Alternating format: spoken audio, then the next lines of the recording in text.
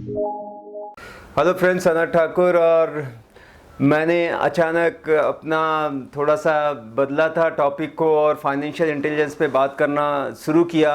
और ताज्जुब की बात है, सबसे ज़्यादा लोग इसी को पसंद कर रहे हैं, सबसे ज़्यादा लाइक्स कमेंट्स मिल रहे हैं। तो मैंने कहा इसको कंटिन्यू करते हैं। और ये अच्छी बात है दोस्तों कि ये ना मैं खुद वो ज़िंदगी जिया हूँ जो मैं बोल रहा हूँ। तो आज ज़्यादा मुद्दा मेरा रहेगा कि जब जैसे लोग कियोसाकी की बात करते थे ना, पढ़ो लिखो नौकरी करो अच्छा जॉब मिलेगा, ये यही सीखते थे और यही लोग करते थे। तो वो ऐसा है कि ये एक परमानेंट प्रॉब्लम का टेम्पररी सोल्यूशन है, उसका कहना है। एक बड़ी समस्या का छोटा सा समाधान है नौकरी जो है। समस्या जिंदगी भर पैसे की ज़रूरत रहने वाली है। अब आपको मैं कुछ मस्त बताऊंगा, लॉजिक्स बताऊंगा कि क्यों, मतलब ऐसा क्यों होता है कि सबसे ज़्यादा एजुकेटेड लोग, सबसे ज़्यादा मेहनत करने वाले लोग और सबसे ज़्यादा स्मार्ट लोग, पर वो उतना आगे ज़िंदगी में नहीं जाते, और जो इसके विपरीत है वो आगे चले जाते। तो जॉब और बेसिकली बिजनेस के बारे में डिफरेंस मैं बताऊंगा। अभी होता क्या है कि बिज़नेस देखो कैसे चालू होता है। एक बिजनेसमैन जो आता है शुरू में, वो छोटा सा कुछ दुकान चालू करेगा एकदम गरीबी से। मान लो रोड पे उसने कुछ काम चालू किया, हाँ ऐसे स्टार्ट होते हैं देखो। अब वो वहाँ से क्या करता है, रेंट पे फिर कुछ छोटी सी शॉप ले लेगा, फिर कुछ और डेवलप करके वो एक दुकान खरीद लेगा खुद की, रेंट पे लिया था। अब ऐसा करने में मान लो उसको 20 साल 25 साल लग गए। अब उसका बेटा जब होगा एक बनिया का, वो क्या करेगा, वो वापस से जाके रोड पे बिछाएगा, किराए पे दुकान लेगा, या डायरेक्ट जो ऑफिस खरीदा हुआ है उसके फादर ने या शॉप खरीदी हुई है वो वहां पे जाके ओनर बनेगा। सिंपल सी बात है कि वो डायरेक्ट ओनर बनेगा। मतलब फादर ने अगर 0 से 40 तक पहुंचाया है तो बेटा 41 से स्टार्ट कर रहा है। अब जॉब वाले का एग्जांपल लेते हैं कि मैं फौज में भर्ती हुआ, मैं फौज में सिपाही से भर्ती होता हूँ, मैं फौज में सूबेदार बन जाता हूँ सर्विस करके 25 साल।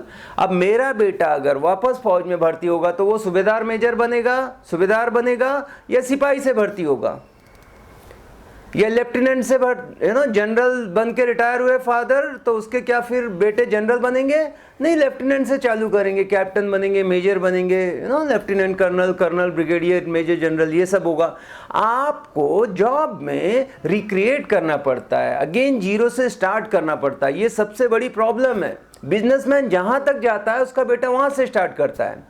अब दूसरी चीज, अगर मेरा बेटा फौज में आए तो उसको आज भी फिजिकल फिटनेस के लिए वो सारे क्वालिफिकेशन जो हैं वो करना पड़ेगा। उसकी उतनी हाइट चाहिए, उसका उतना वेट चाहिए, उसको मेडिकल क्लियर करना पड़ेगा, उसको एसएसबी क्लियर करना पड़ेगा, उसको सारे वो चीज़ करने पड़ेंगे।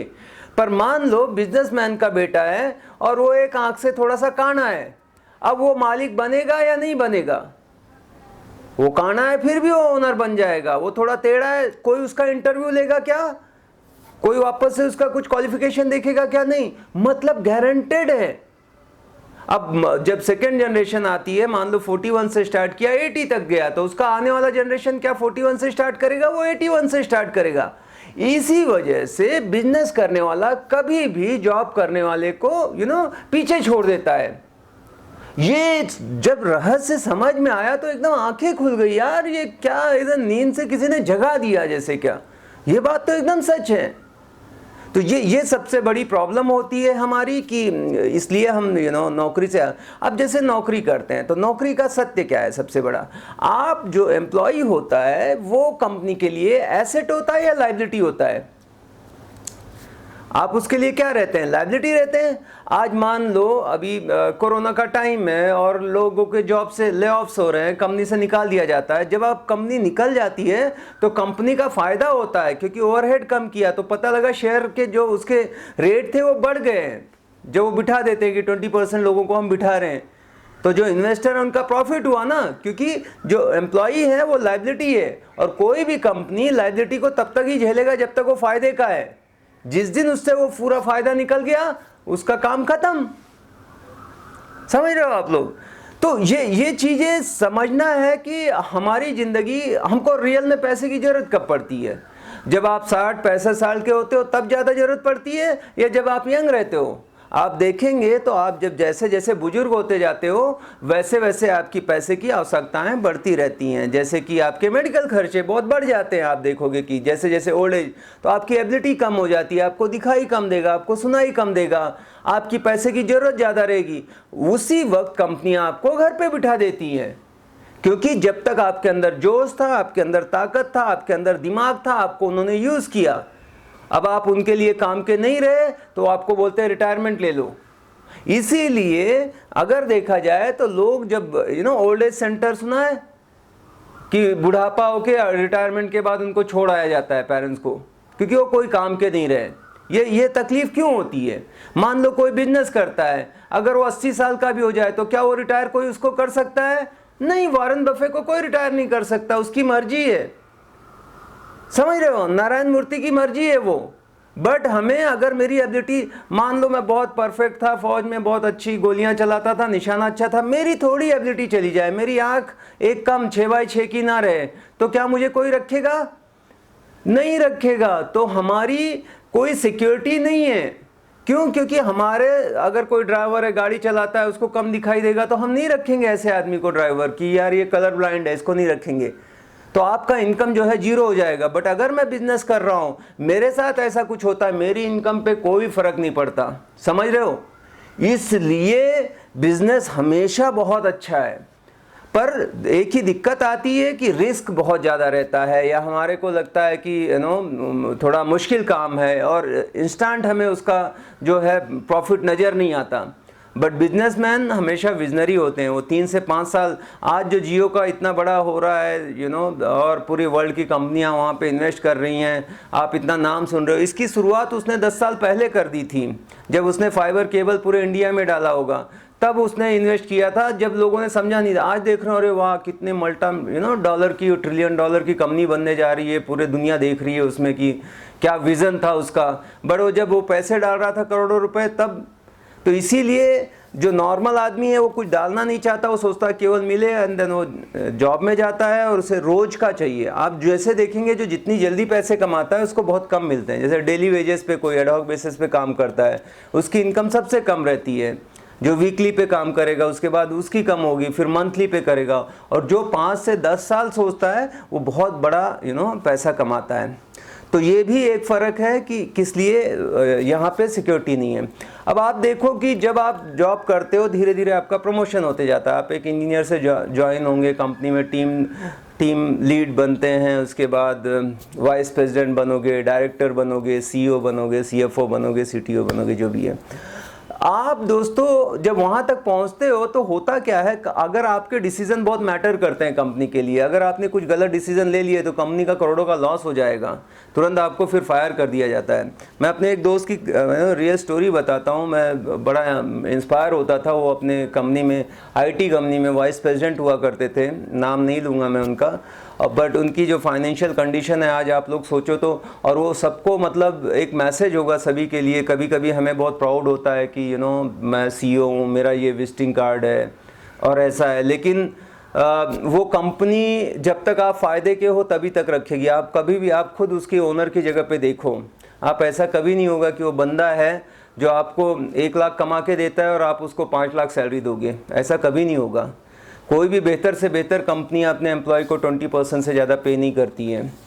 तो वो अच्छा था, वाइस प्रेसिडेंट था, उसके बाद उसको लगा कि अब ऐसे प्रोजेक्ट आने कम हो गए, या जो टेक्नोलॉजी में वो जानता था उसकी ज़रूरत नहीं है, या कंपनियों को कई बार लगता है कि यार इसको 4 लाख देने से अच्छा है कि 40,000 वाले 10 आदमी को रख लो, वो ज़्यादा बेटर करेंगे, उनसे और ज़्यादा घंटे काम कराए जा सकते हैं, एक बड़े आदमी को फायर कर दो क्योंकि कंपनी के लिए तो ओवरहेड हुए, और नए लोगों से 12 घंटा काम कराओ, क्योंकि उसको उतनी फैसिलिटी देनी पड़ती थी, उसको कार या ड्राइवर देना पड़ता था, या उसके अलाउंसेस बहुत ज़्यादा थे जो हाउस के थे, तो उसको फिर निकाल दिया गया। और उसको निकाल दिया तो उसके ऊपर मतलब बहुत ज़्यादा कर्जा था, उसने 2-3 घर ले लिए थे, 2 कारें थी, और जब उसके बेटे को पढ़ाई की ज़रूरत थी तो उसकी वाइफ को फिर फाइनली जब वो 45 साल के हुए घर से निकल के जॉब करना पड़ा, बहुत स्ट्रगल किया उन्होंने।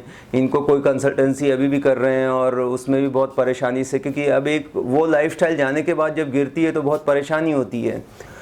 और मेरे ख्याल से एक घर भी उनका बिक गया, उसके इसी टेंशन में वो डिप्रेशन में चले गए। उसके बाद उनका एक्सीडेंट हो गया, बाद में कैंसर डिटेक्ट हुआ, बहुत स्मोकिंग ड्रिंकिंग बहुत सारी, वो आदमी को ही ख़त्म कर दिया। एक बहुत होनहार और कब का इंजीनियर, बहुत अच्छे डिग्रियों से पास किया हुआ, बिट वगैरह से उसने सब किया था, और आज उसकी हालत मतलब ऐसी दयनीय हो गई, पूछो मत। दोस्तों यही कहानी कुल मिला के हर किसी की होती है। ये बहुत बड़ा सच है, कई लोग एक्सेप्ट करेंगे नहीं करेंगे। यही वजह होती है कि दुनिया में सबसे ज़्यादा 80% 90% लोग हैं जो जॉब करते हैं, और 90% लोग ही कभी फाइनेंशियल सिक्योरिटी नहीं पाते, जबकि पूरी ज़िंदगी वो कड़ी मेहनत करते रहते हैं और बाद में अपने बच्चों पे डिपेंड होना पड़ता है उनको रिटायर होने के बाद। मेरे दादाजी के साथ यही हुआ, मेरे फादर भी ऑलमोस्ट उसी में चले, और हमें लगता है हमारे साथ नहीं होगा। दोस्तों मैं आपको एक सच्चाई से वाकिफ़ कराना चाहूँगा कि आज आप जहाँ पर हैं और आप जो भी कंपनी में हैं, मान लो आपको 5 साल हुआ है और आपको लगता है कि मेरी ज़िंदगी में 15 साल बाद क्या होगा, तो आपके कंपनी में जिसको 20 साल हो गया है, आप उस आदमी को देख लो। मान लो आपकी 25 साल उम्र है, तो आप 40 साल 40 साल वाले उम्र का जो आपके कंपनी में लाइफस्टाइल है, जैसा वो खर्चा करता है, जो भी ज़िंदगी है, आप वही रहोगे, उससे बेहतर नहीं रहोगे। ये तो डन डील है, क्योंकि जो आप करते हो क्लियर है, आपको दिखा दिया कि क्या होने वाला है। आप वो आदमी से मिलो, देखो क्या उसके पास बहुत कुछ है, क्या उसके पास सफिशिएंट पैसा है, क्या उसके पास घर, जो ज़रूरतें हम होती हैं वो सारी हो गई हैं। आपको लगेगा कि जो जितना ज़्यादा आगे गया है, सैलरी बढ़ी, उतना ज़्यादा उसने कर्जे ले रखे हैं और ज़्यादा वो माइनस में। मान लो किसी की सैलरी अगर 50,000 है तो उसको 20-25 लाख का कर्जा होगा, और अगर किसी की 5 लाख है तो उसके ऊपर 2-2.5 करोड़ का कर्जा होगा। जितनी जिसकी सैलरी ज़्यादा होती है उतना वो कर्जा लेके बैठा होता है। ये इंसान की आदत है, क्योंकि हमको EMI पे घर मिल जाता है, हम बोलते हैं ये मेरा घर है, लेकिन घर पे खाली आपकी नेम प्लेट होती है। 80% तो बैंक ने आपको पैसा दे रखा है। अगर किसी चीज़ में हम 2 लोग हिस्सेदार हैं, आपका 20% हिस्सा है, मेरा 80% है, तो रियल में घर का मालिक कौन है? बैंक है, उसने खाली दे रखा है, आपको लगता है मेरे नाम पर है, ठीक है। आप उस जॉब के सहारे 20 साल का EMI कर लेते हो। 20 साल वो कंपनी का भी भरोसा नहीं है चलेगी क्या नहीं है आजकल के डेट में, या आपकी ज़िंदगी का क्या भरोसा है, पर आपने 20 साल के लिए बर्डन ले लिया है ना। फिर आपको कार की ऐसी ऐड दिखे, क्योंकि हम दिखावा करना चाहते हैं। हम इंसान ऐसे बने कि एक दूसरे को दिखाते हैं मैं ये बन गया, और जितना दिखाने के चक्कर में हम कर्जा लेते चले जाते हैं। लोगों के पास हाउसिंग लोन है, कार लोन है, उनका रेफ्रिजरेटर EMI पे है, उनके टेलीविज़न EMI पे है, उनके क्रेडिट कार्ड भरे हुए हैं, और हर टाइप के लोन, पर्सनल लोन से लेके सब कुछ रखा हुआ है। ये हालत है उनकी, और फिर आगे बड़ी परेशानी में पड़ जाते हैं। तो दोस्तों यही कहना था कि ये कुछ चीज़ें हैं फाइनेंस की जो हमें समझना पड़ेगा। और जॉब और बिजनेस का अभी आप कर रहे हो, इससे कोई बुरा नहीं है, कैरियर वहीं से हर कोई स्टार्ट करता है, लेकिन जितना जल्दी हो सकता है आप अपना रास्ता ढूंढते रहो। जो भी आपका स्पेयर टाइम मिलता है उसमें कुछ ना कुछ सोचते रहो। आपको बहुत, आप देखिए बड़े बड़े जो मूवीज़ के एक्टर हैं, अभी मान लो अमिताभ बच्चन है, लेकिन वो लोग आके एडवर्टाइज़ करते हैं। आपको पता होगा कि वो जितना मूवी से कमाते हैं उससे ज़्यादा कहीं उनको एडवर्टाइजमेंट से पैसा मिलता है, चाहे वो धोनी हो चाहे विराट कोहली हो। अगर विराट कोहली को अगर ज़रूरत है कि मैं कुछ पार्ट टाइम में करके ऐड से पैसा कमाऊँ, तो हमें आपको ज़रूरत है या नहीं, ये सोचने की ज़रूरत है। तो दोस्तों ये कुछ बातें हैं जो मुझे लगा कि शेयर करनी चाहिए, और इस पे मैं, अगर ये आपको वीडियो अच्छा लगा, आप कमेंट करें, लाइक करें, सब्सक्राइब करें, शेयर करें, तो मैं आगे भी इसको कंटिन्यू करूँगा। थैंक यू वेरी मच, खुशी हुई बात करके।